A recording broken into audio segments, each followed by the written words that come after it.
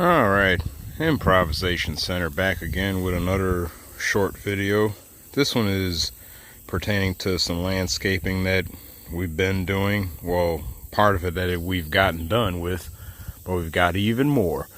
And as you can see here, this wide, bare area that ends right here at a grass line used to be covered with thick blackberry briars and weed trees that stood over 6 feet tall, creating a almost impassable barrier.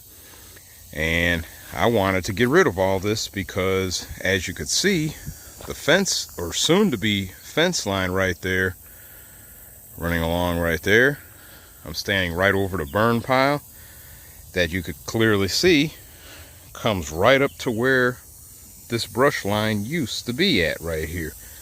Also, old pig yard used to be in that area right there, including a camper shell shelter barn kind of structure we set up for the pigs. All that was in that little corner right there.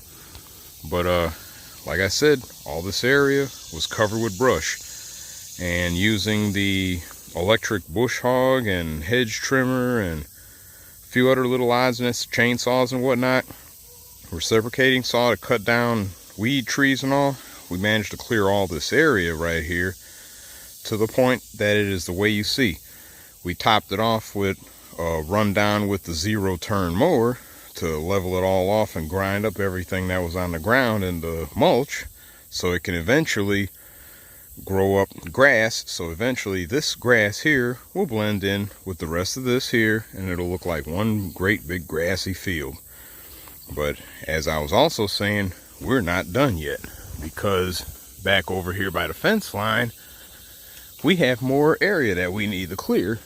And as a matter of fact, this area used to be clear all the way into the woods and around the fence back there. It was cleared enough to a wide enough point you could almost drive a small car alongside the fence.